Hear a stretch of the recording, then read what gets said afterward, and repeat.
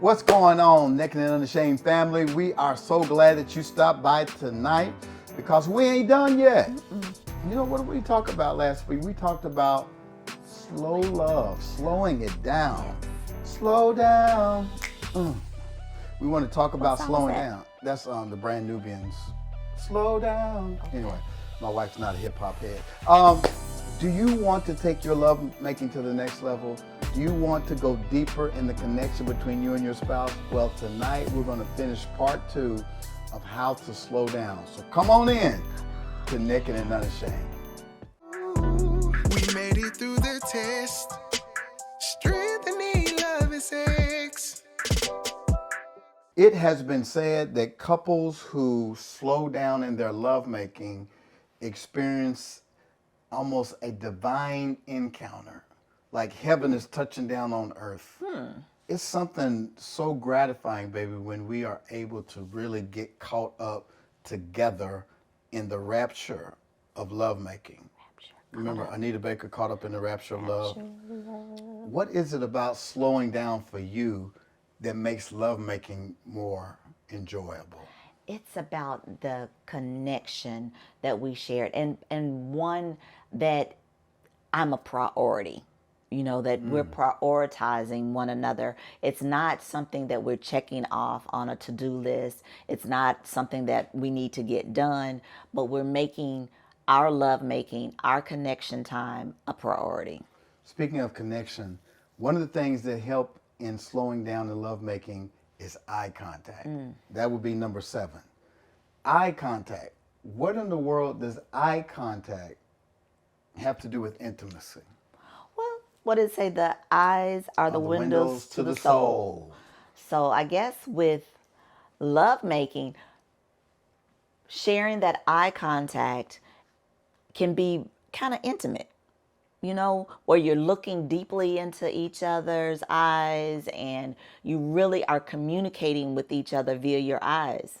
In this article that I saw in Cosmopolitan magazine on slow love, it says neuroscientists have shown that making eye contact produces oxytocin, which is the bonding chemical, dopamine, which is that chemical that you have this euphoric feeling when you get high, and other positive feeling brain chemicals.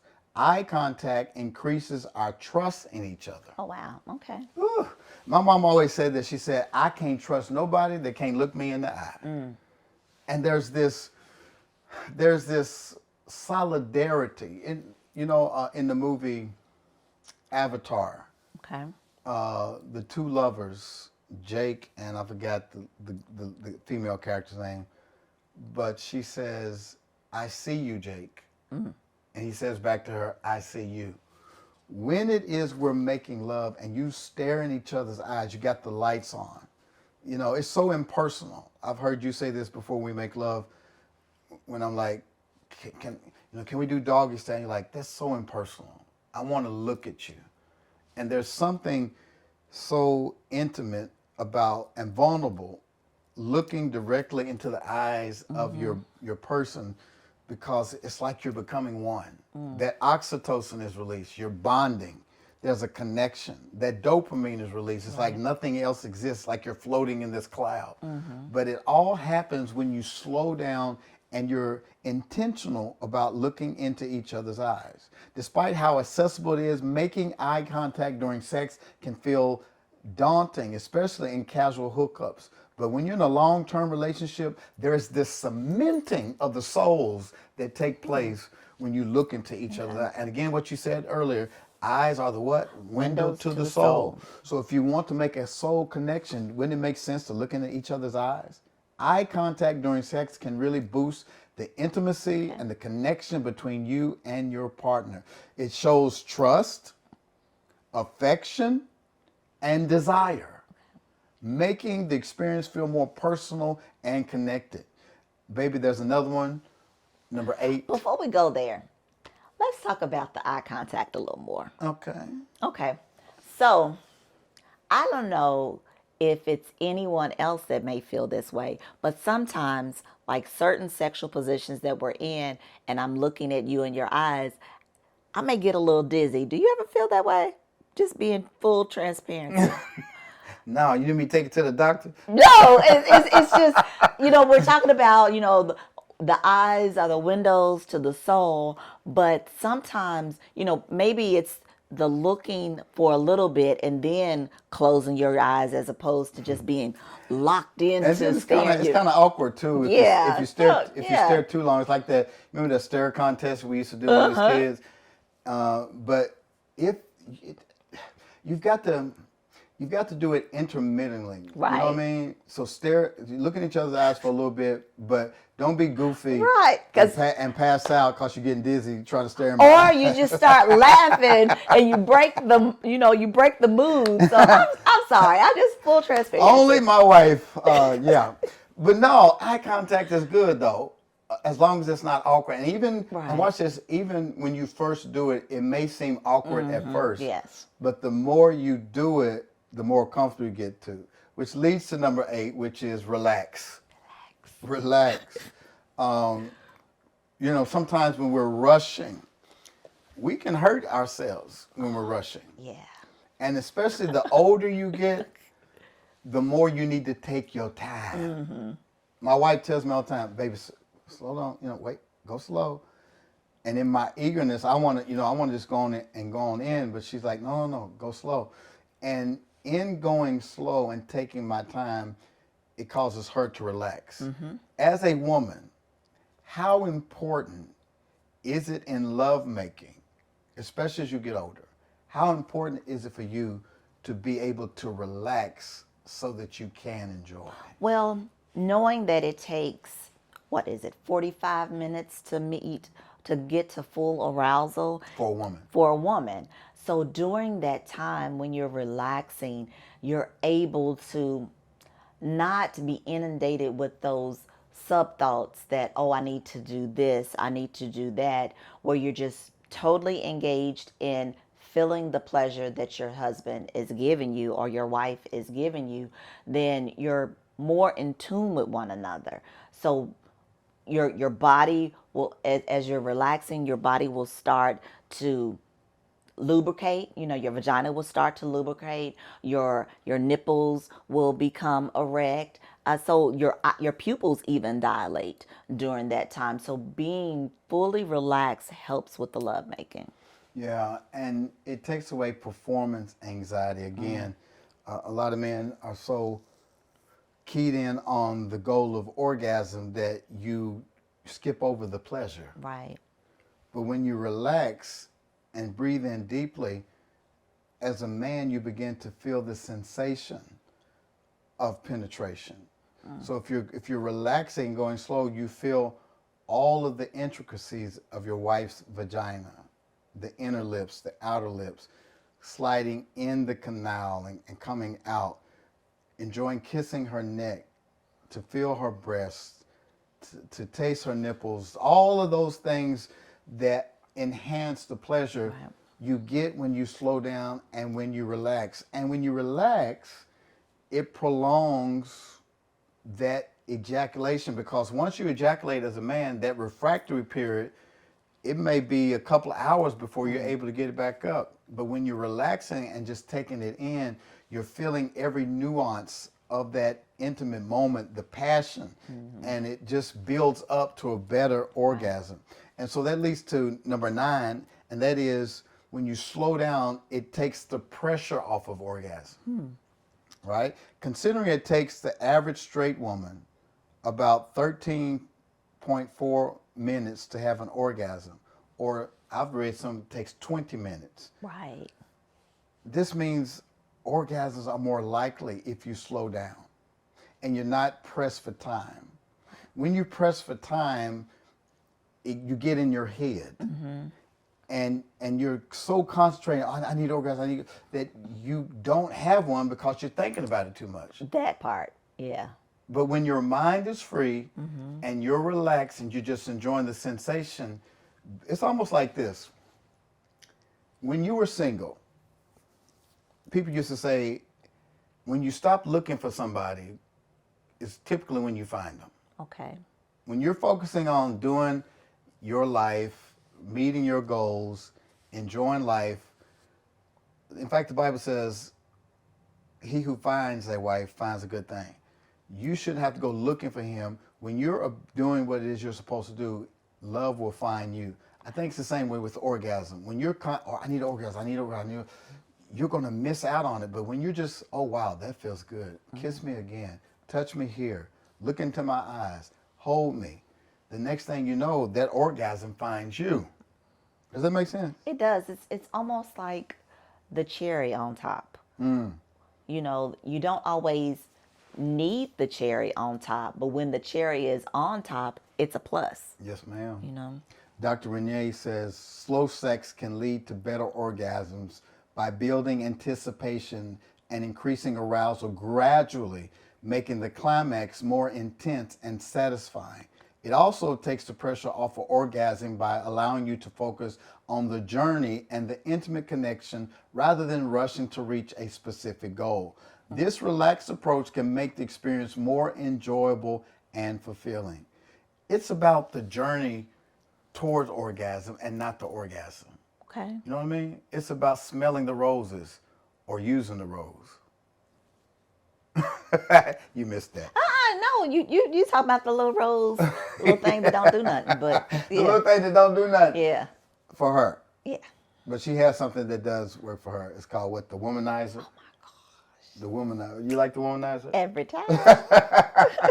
Number 10, get creative or kinky. Put that in the comment section. Get creative or kinky. Taking your time with slow sex allows for more creativity by giving you the freedom to explore different positions, techniques, and types of touch without feeling rushed. You can experiment with new sensations, incorporate toys like the womanizer, or engage in prolonged foreplay, making the experience varied and exciting. This relaxed pace fosters open and playful atmosphere where you can discover what feels best. This is where you bring toys and whatnot into it. So creative, let's talk about that. Is there times in the bedroom where creativity is lacking because we're in a rush? Yeah, if you're in a rush, it's normally going to be, you know, whatever that position is that you can get it in real quick, you know, whatever it is you guys know between the couple. But when you're trying to be creative in that scenario, in that scene, then it slows down. And then you start thinking, okay, well, what about over here in this chair? Or what about in this room? What about this position? So it allows you to be more fluid as opposed to, okay, let's be right here because I know I can do it in whatever minutes and, you know, go on about my way. You know, the other night you surprised me when you were like, sit on the edge of the bed. And I was like, huh? You got to tell the No, I ain't gonna folks tell all of it. I gotta say this part. I have to admit, I was comfortable. It was warm up underneath the cover, and I really didn't want to move. But because you were being creative, I'm like, what the heck? I'm gonna suffer just a little bit, and I got out of my comfort zone, guys, and it felt great that my wife introduced something new into our routine, and the creativity took it to the next level. So what I'm saying to people is creativity is so important. To give yourself that time. When you slow down, you're like, okay, reach over in the drawer and get that toy we bought at the store, or get that lube over there, or here, turn over for a minute, let's try something else. Creativity, taking your time allows those creative juices to flow, and all of you should be creatives in your bedroom. Here's the last one we're going to talk about tonight, and that is enjoy a boosted mood and better sleep. After the sex is over and the aftercare has run its course, you're not only going to feel amazing, but likely have lower anxiety levels and enjoy a great night's sleep. Babe, can you talk about how a good, slow love-making session helps you to sleep better? Well, one, you're tiring yourself out. So, like if you're moving slow, you're using every part of your body. You know, all your muscles, because you're engaging in this whole euphoric scene, and it's like a really good workout, where you know that you're bringing pleasure to your partner, you're having pleasure, but at the end of it, the reward of the climax, and then being able to fall asleep in each other's arms. It's the best euphoric sleep ever. You know, sex has been likened to a great workout.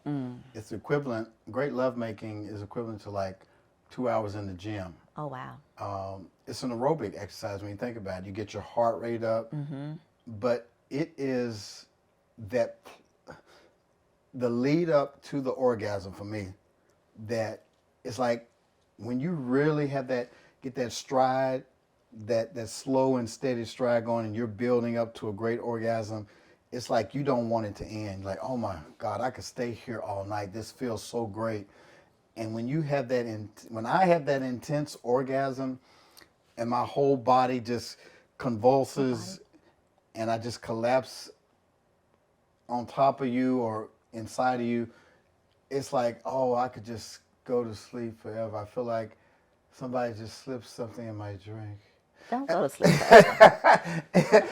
But sometimes you said that great lovemaking actually does the opposite, gives you energy.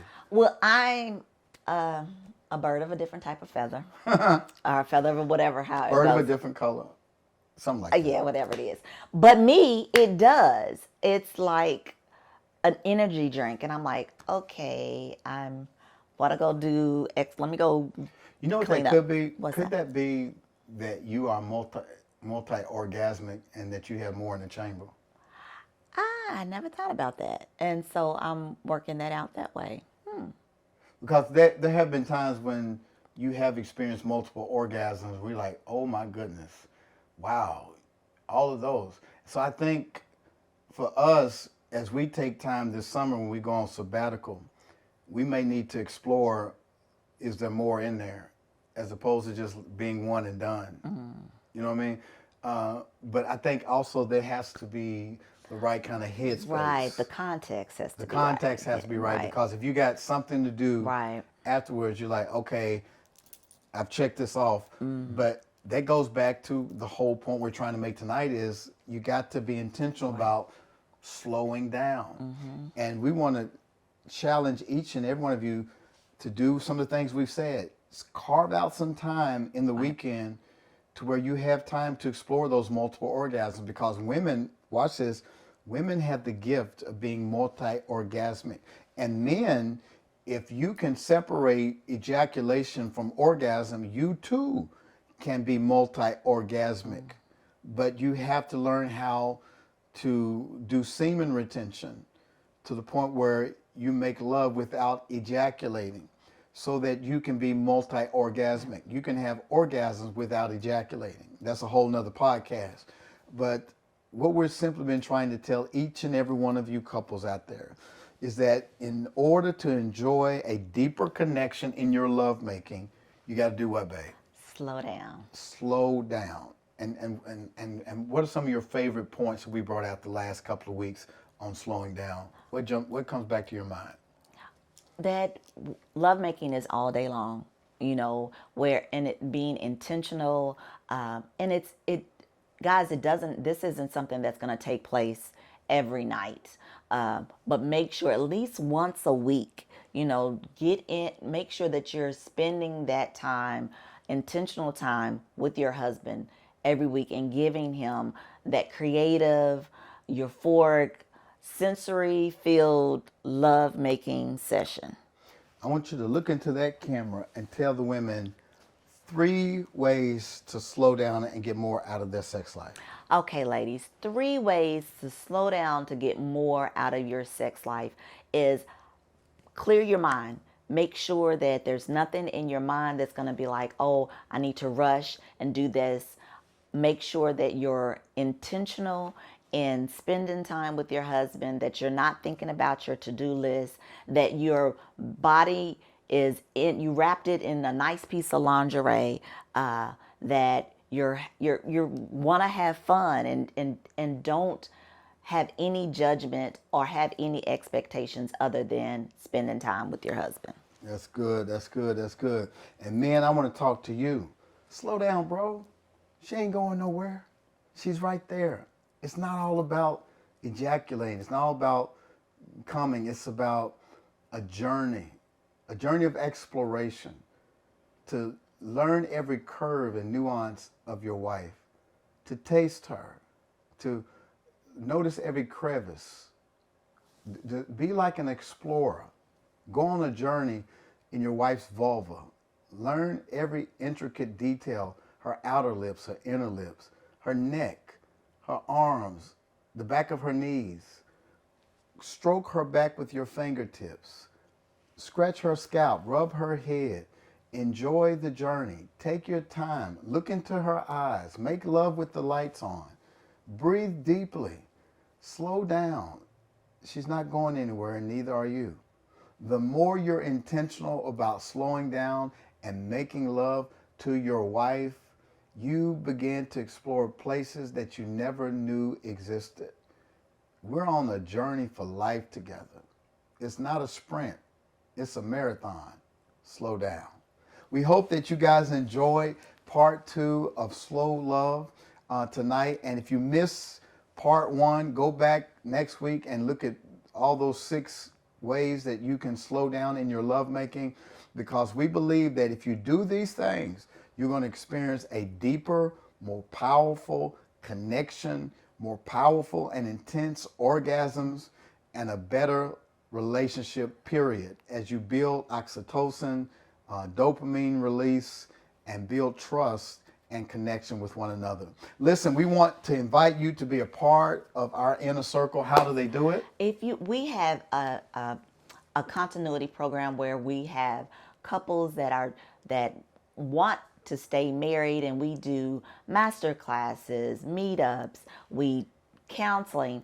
If you're interested, please go to theedencircle.com. Again, that's theedencircle.com, and check us out there. And listen, this Friday, we have a play coming up called The Provider. And this play is about men, how we appreciate those fathers who are holding it down. There's some good men out there, babe. Absolutely. Am I a good man? You're a very good.